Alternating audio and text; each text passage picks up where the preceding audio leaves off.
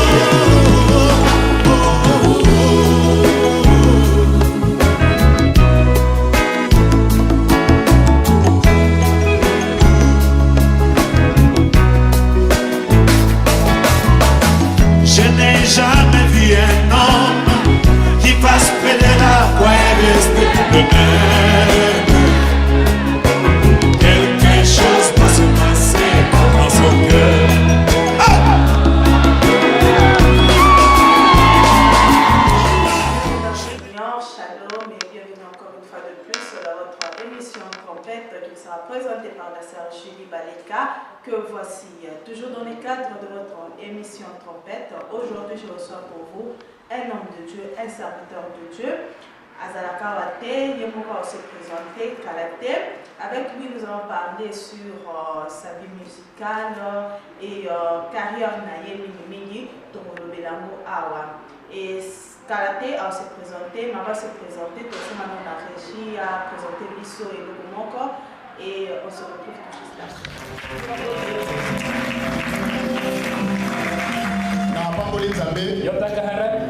Bonne invitation de Wejide. C'est vrai que nous avons aussi quand nous avons ébalé. Jag kommer från Finland. Nous avons kanisa qui est bien sangai. Det är något tempo på mig i alla fall. Mais les longs amna wemba te. Men det är inte jag som ska sjunga. Les deux alito découvrir ni nzamba te katina ye. Det är för att se vad Gud har lagt i honom. Il y a un segment mingi kozala bato bana tala nzambe Det katina är mo mycket glädjen att se vad Gud kan göra med människor. Yesu alobi la moisson est grande, mais il y a peu d'ouvriers. Jag ser att skörden är stor men det finns för få arbetare. Total responsabilité à soutenir Och nego. ett stort ansvar att stödja vår broder. Ko pesa nzela ki liboso. Att hjälpa honom Po kusala nzambe nzamba na besoin de biso nyonso. så att Guds rike kan expanderas.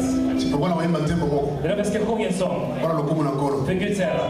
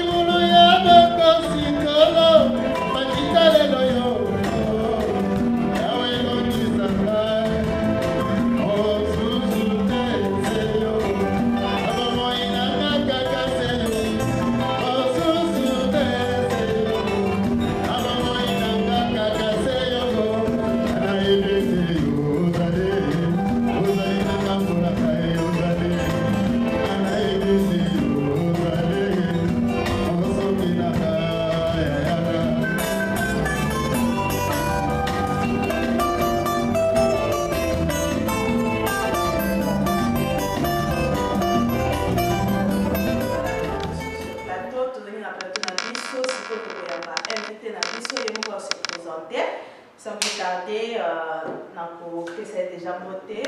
Shalom, homme de Dieu. Shalom, maman. Comment vous allez? Oui, ça va par la grâce du Seigneur.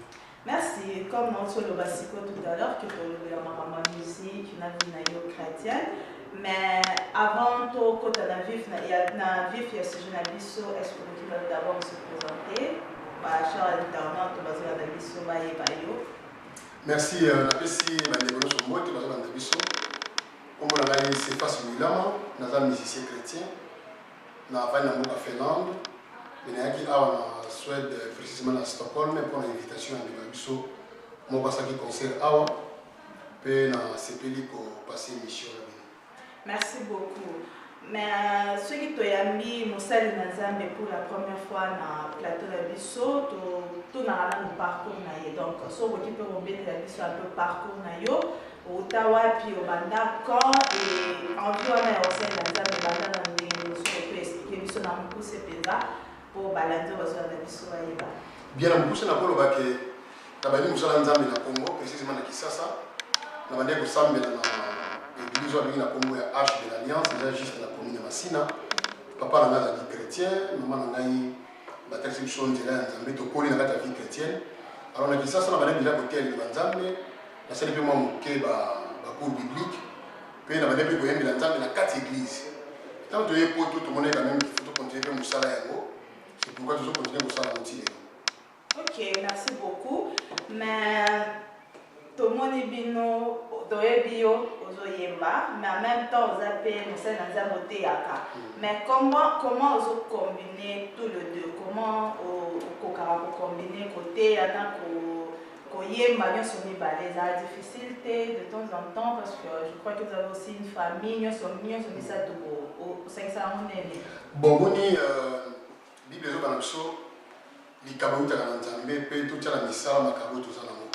moi je pense que et donc nous sommes aussi qui on a une certaine flexibilité pour nous salaire parce que mon nzambe on se forcer et comme le kilo mais si on se salaire pour les appel pour les vocation moi je pense que on a la flexibilité pour ça on peut mourir mon nzambe pour suivre donc côté ya na balé d'abord na côté ya après les côté la domaine ya koyemba mais koyemba ça peut dire comme ya kala mais on est koyemba l'église on est koyemba l'église mais on a comme na poto on a plus côté ya na kamba l'église mais après les kabo ya koyemba et au fond ma masuma kasi alors on a que koyemba on a ko suka na milieu église na zate mais to panza yango ko ba biso peut bénéficier na même message de la vie pour c'est pourquoi on a combiné na côté na koyemba et na famille. Amen. Mais but vraiment il y a tant on yemba tant aux gens qui décision na yemba mais but na les années parce que il y a des gens qui disent que les musiciens vont apparaître bélé mais vont disparaître moins vite. C'est que les radios y a nous et puis les musiciens chrétiens vont se cacher derrière la Bible. Bon, la plus talent au bozanango mais vie spirituelle vraiment ça katina binoté par rapport à propos à batude baloba bon côté le bani par déjà il est vraiment trop négligent de moment déjà il est vraiment très important parce que les lo oyo omoni ezaka na domaine ya koyemba te mutu suka ko na l'église à sa protocole mais à tout temps na ko bana nzambe mutu suka à sa protocole mais ata mo bana nzambe te bon c'est vrai que bato ta kami na batei na bayembi là c'est vrai mais déjà dans le domaine je peux surtout dans la Bible on a mais les prophètes, les partout, les makasi, les mission qui faire. Donc ça, autres gens ont vélo, Bible est bien éclairé, c'est que autres gens ont et ça on a déjà. Mais toujours pas encourager faiblesse. Mais moi je pense aussi que tu peux que parce que Bible dit vous qui êtes fort, soutenez les faibles. Donc musicien beaucoup quoi, protocole beaucoup quoi, pasteur beaucoup quoi, mutakombo la église beaucoup quoi ça va les sous. Donc moi je pense que nous c'est ça comme sous. Mais tout sungane ba bazo koya pour tout continuer ça. OK, mais but vraiment il y a koyemba na yezali. Bon but ezali pona komema d'abord peuple ya Nzambe na présence ya nkolo. Moni tout le temps même la Bible to mona que tant on est koyemba na nkolo. D'abord Bible dit que nkolo afandi kat na sanjoli. Masanjoli ya bana na ba santo. Peut-être tout le temps na Bible to mona que bisika mingi oyo libota Nzambe ezali na kati ya bitumba. Ba ne peut quoi adorer Nzambe. Donc on a même histoire de Jéricho, il y a Jéricho, pour ça qui quand la baloye. Donc moi je pense que Nzamba a pour cette kumisa yi parce que Nzambe. Alors tu vois kumisa Nzambe na baloye mo na biso, tu vois kumisa Nzambe na ba bien na biso, tu vois kumisa Nzambe pe na style de vie na biso. Donc kumisa Nzambe za ka loye mbote za lipe comportement na yo ko kumisa Nzambe, mbongo na yo ko kumisa Nzambe, bolamu zo sala pe ba ko kumisa Nzambe. Donc, tout ça, c'est un peu autour de la commune de comme ma peuple, l'ensemble de la présence. D'accord, merci beaucoup. Le bien de musique, nayo, trop tango, tout le bilango. Ah, on déjà il y a de DVD, mais tu as un titre, il y a album des années. Le titre album des années, il est le bon. Pourquoi il est le bon? Ah, il y a un peu de bien. Il est le bon les années parce que mon est dans mon kilo toujours vendre malobésé payé. Mais puis, il dit que nous sommes salamandres dans le goût. Mais il y a toujours awa to lingi ezala ka lokola lettre mon côté mais to lingi ezala liloba moko oyo yali elongi na dimension ya lettre et qui na dimension moko spirituelle parce que so tomoni liloba tomona ke liloba ngo ezali ye moko d'abord yesu ezali liloba na bongo parce que maloba eza ebele alors na kati ya album oyo tozala banzembo lokola bolingo na yo na kati ya bolingo na yo tozolobelaka yesu aza liloba tozala titre lokola makila na yesu donc yesu asoki makila na ye. Or, la vie se trouve dans les sangs. Or, matériel, Yesu peut être bobo et Yesu. Donc, en général, toujours de la caca, Yesu, le col à l'île, il peut s'en bomber. Ok. Et ça va DVD, ça va CD, tout. Où il y a CD, où il y a DVD à clip, ok. Où il y a DVD à concert. D'accord. Vous avez déjà un concert, un billet, tout. Bon, on a un concert ni balé, on a bandi ma musique, on a un concert ni balé, on a bêti mon on a souhaité, on a bêti mon on a fait. Et en combien de titres à peu près? Les 8. Bon, on a DVD de 5, mais on a CD les 8. Ok. Et c'est combien ceux qui peut-être vont à Stockholm et ils vont sommer, ils vont payer un prix non? Bon, à Stockholm, ils vont sommer à 100 couronnes. Ils ont été à l'église d'appartement, je place que j'allais à. Ceux qui ne ont pas besoin d'un pasteur Antonio, avant que la savance gagne la définir la CD pour base la béni. Là, tout le monde dit CD Angoyo, DVD Angoyo, vraiment tout le monde a bango pour la paix, pour la biso, na œuvre ya bandia qui n'ont pas de bosso. Vraiment, j'espère que vous aussi la non makasi. DVD na CD et ça awa, ceux qui vont bosso bangoya na église Patmos. Et pas pasteur Antonio Bourgeois, DVD Nyonso, et puis on a aussi des concerts Awa, nous avons un concert à Fanabiso, 100 couronnes seulement, 100 couronnes seulement, on a DVD, na CD, 100 couronnes dans mon corps. Vraiment, pour te parler de la serviteur naïe, à qui vous sonne un peu naïe. Mais après, il y a tout là, et pour mon corps, parce que nous avons mis sur les lots, tout le monde a pouvoir créer na kati. Est-ce que est-ce que c'est biblique peut tout le monde a créé belé je sais pas ce qui na ba ni na binope ba créer ezali est-ce que c'est biblique pour ça ba créer ba générique na musique chrétienne maman mutuna na yo eza mutuna moso mutuna ko tinga mona ngene biso tuna mo parce que moni d'abord le balboso mon père c'est le CD moko qui dit qu'on a omoni il faut tout ça la part des choses. Makambo ya Nzambe na oza makambo ya Nzambe te. Quand tu vas toujours yembe na Nzambe, cela veut dire que toujours tombo la kombo na Yesu Kristo. Moi je pense que na kati ba nzembo ya Nzambe to ko tombo la kombo ya mutu te. Autant toujours ba dire que non toujours bwa ka libanga. Mais libanga eza Yesu. Libanga eza Yesu. Soki de to ko tia mutu na place ya Yesu. Moni ba terme mingi to employaka ezaka tellement minene mais toujours mona monene na ngoti. Na par exemple na boaki libanga mais aussi toujours na makomi to mona ke libanga eza Yesu. Or Bible dit que Nzambe aza Nzambe moko jaloux. C'est que to moko comparer na Nzambe mosusu te. Siko soki na place oyo ngana lobela Yesu na komo lobela mutu. Cela veut dire quelque part na koti na idolâtrie sans ngayeba. Donc ngana webi soki ba musicien chrétien na kata ba DVD na bango bazotanga ba kombo ya batu. C'est face tout le monde est na tuna différence entre louange et adoration. Et ça, les différence entre louange et adoration pour battre bien que bailler baraté. Moi à l'église et comme mi-temps il y a pas adorer ça mais ça tu adorer te louer mais tu vas vraiment des différences entre louange et adoration. Est-ce que vous pouvez savoir une différence entre les deux là?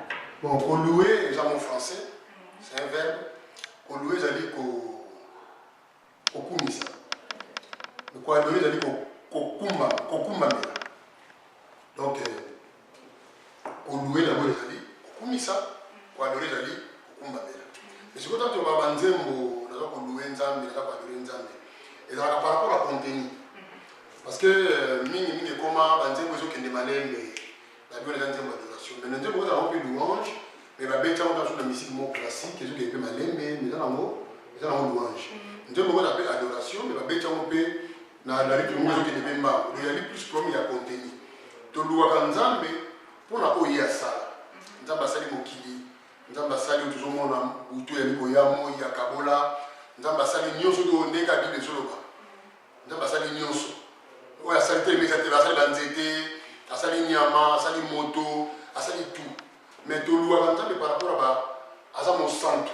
Nzambe Azamo Santo, Nzambe Azamo Nene, Nzambe Azamo Bolingo, Nzambe Azamo Mawana Biso. Le roi tu comme une adoration. Il y a la qualité à Nzambe. Oh Nzambe Azali. Tu loues à Nzambe na oya sala. Mais tu adores na oya Azali. Donc ce qui nous dit besoin de la oh Nzambe Azali, il y a une adoration. Ce qui nous dit besoin de la oh Nzambe Sala, il y a une adoration.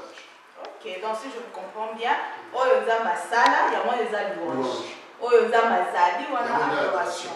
D'accord. Mais ceux qui totalement n'ont zembo adoration. Jardin de musique, il faut adorer dans mon Zambie. Jardin de musique, il faut adorer dans mon Zambie. Parce que tout le monde a des lots, nous en avons type il y a jardin de musique, il y a rumba, reggae, bazouk, marambe belé. Sur le jardin de musique, vraiment, il faut adorer dans mon Zambie. Bon, voilà, c'est au côté de la rythme. Parce que mon ibiso, tout ça, congolais, tout le modèle de la musique dans ibiso. Donc, tu vas adorer Nzambe dans la rythme, mais la musique qui est autre beauté, mais on peut te coller à rien. Donc, tu peux mettre Nzambe dans la reggae, tu peux mettre Nzambe dans la musique classique, tu peux mettre Nzambe dans la salsa, tu peux mettre dans la rumba, avec Naï, ceux qui vont Nzambe dans la mingi, ils vont rumba. Mais ça va dire Nzambe, ça va rythme. Ceux qui ne peuvent pas m'aider, parce que tout ça, le problème, on est congolais, il dit, Américain, parce que comme ça Nzambe na ba rythme na bango.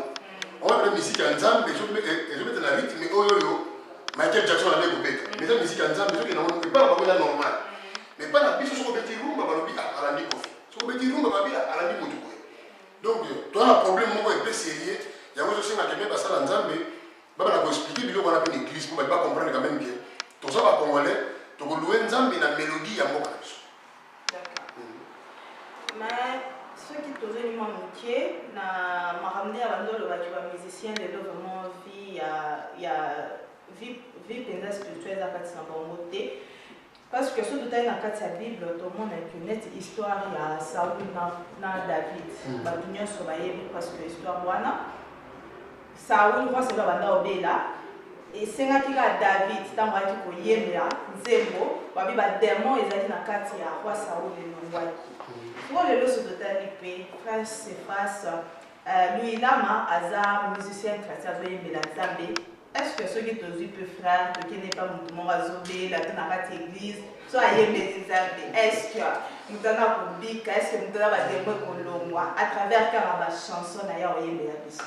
Au bout de la c'est ma casse. Mon faut te dire comment on dit que mon boulot est petit et pas ma musicien chrétien, les amis paient responsabilité. Il y a bateau bazo kama ngomba. J'espère que baolim bisangai, mais ça paie responsabilité na bango. Pour la parce que surtout sur la Bible. Nous avons appelé ça qui portion de la Bible la 12 tribus à Israël. Mais la Bible tribu à Lévi, parce qu'il y a un héritage té. Bango ta pese bango que Sylvie na bango la carte église.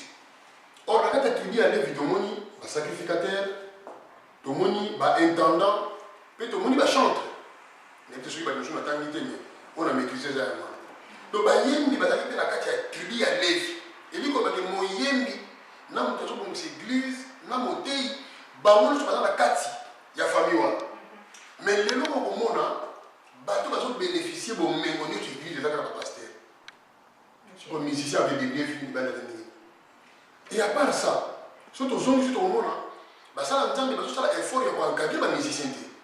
Cela veut dire que ramasser les musiciens, on est certain qu'on a la foi. Parce que former les gens, or, tout le monde a quand même l'église organisée, on a un musicien avec intercession, il y a un partage, il y a un étude biblique, après on a bien traité l'église. Puis il y a tout ça dans l'ensemble, mais il y a 4 églises. Donc, le bilan qu'on a déjà passé, il va rater un mot. Un musicien chrétien assemblé indépendant. Au moins, le musicien chrétien, nous sommes une église assemblée à rater. C'est ça qui est un bon drôle.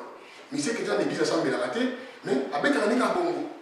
On a des bilan comme on ça là que nous avons un peu de temps à Yemba, on a un peu de maîtrise à la bébé. Donc, moi, je pense que le problème, moi, il faut toujours que c'est vraiment battu parce que l'église, il va suivre les musiciens à Bango, il va former les musiciens à Bango, les musiciens, il va avoir le droit de passer là. Si on vérifie l'église, on a un exemple.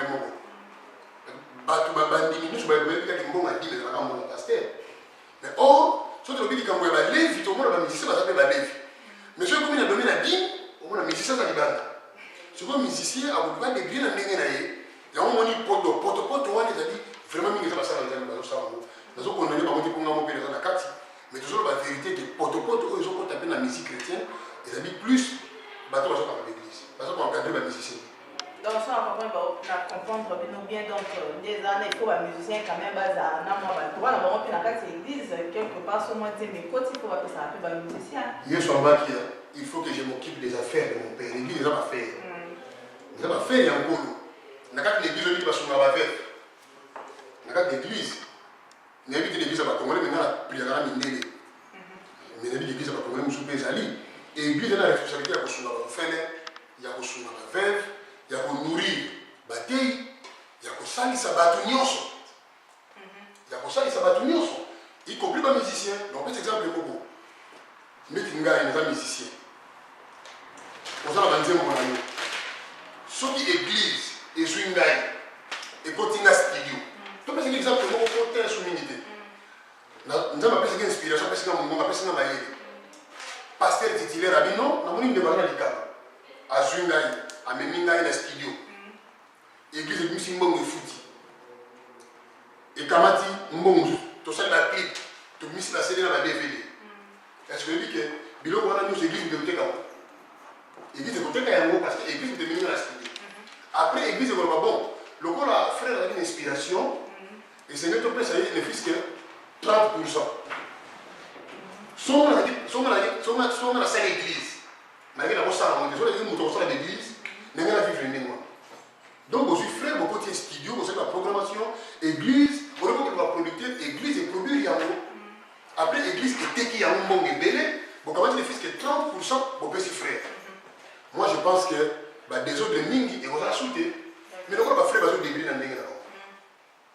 Le pasteur va zone ça, va ici, va soutenir les musiciens pour des autres de D'accord. Merci beaucoup, frère. Nous avons vraiment un temps et belé, mais juste un mot de la fin. Qui est un moment de la fin et puis sur ma DVD. Bon, le moment de la fin, il y a des gens qui vont encadrer les musiciens, au lieu de critiquer Bango parce que vous avez souvent dans la studio, vous avez souvent dans la liberté. Si vous avez souvent dans la musique, à part ça, on peut conseiller à un musicien peut être membre de l'église. Ici, il y a des gens qui ont une intercession, un partage, une étude biblique, une réunion à prier, une réunion à prier, mais il y a des gens qui ont l'église. Pour nous, c'est les gars qui tout ça, les gens CD, tout ça, les DVD, les gens qui ont la distribution de CD, qui ont coordonné dans l'Aïe, qui ont fait ça pour nous, qui ont fait ça CD, les DVD, pour tout le monde distribuer. On a déjà deuxième album dans l'Aïe. Donc, on va faire la production. Donc, on va faire la production pour les gens qui partager la tâche. Vraiment, merci beaucoup, frère Cephas. On va faire à Pambolayo. Alors, tout le monde va DVD, tout ça a DVD, tout ça a CD et puis tout ça a concert. Ils ont coûté que 100 couronnes. DVD 100 couronnes, CD 100 couronnes et puis 10 euros. 10 euros, Nairobi, soit à 100 euros. Vraiment, ce que vous sommes, yango et zamala moumi, les amba pas la biso, somba, sans courant bien sûr, liloba, na bon moi. Donc, titre de Jésus, le bébé somma en bébé, vraiment, vous sommes, zamba pas la bino, vous sommes, vous êtes en bocala, sans courant, message, yamala, vous en a quatre, tout des messages, mais vous sommes, vous mon message, les en a quatre. Vraiment, zambe apa la bino, wana, topesi, merci, na batunyon, sur topesi, na frère Mario, merci, à la derrière caméra, topesi, na batunyon, sur merci, et puis, na frère Nabiso, à Ocelando, frère Stéphane, lui, lama, zambe apa la bino, yébélé. Prochainement, tu vas aller sous pour tout solo là. Maman d'abord pour la mission, merci. On se revoit la prochaine. Au revoir.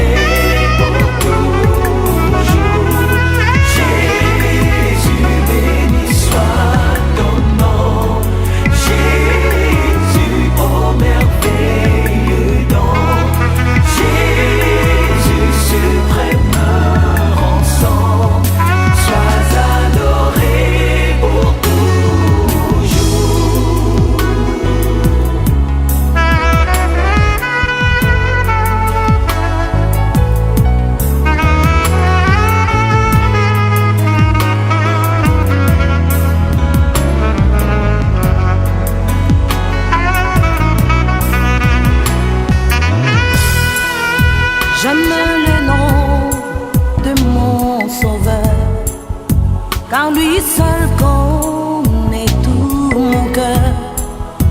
Lui seul me rend plus que vainqueur. Précieux nom de Jésus, j'aime ces noms dans le chagrin. Il me soutient sur le chemin.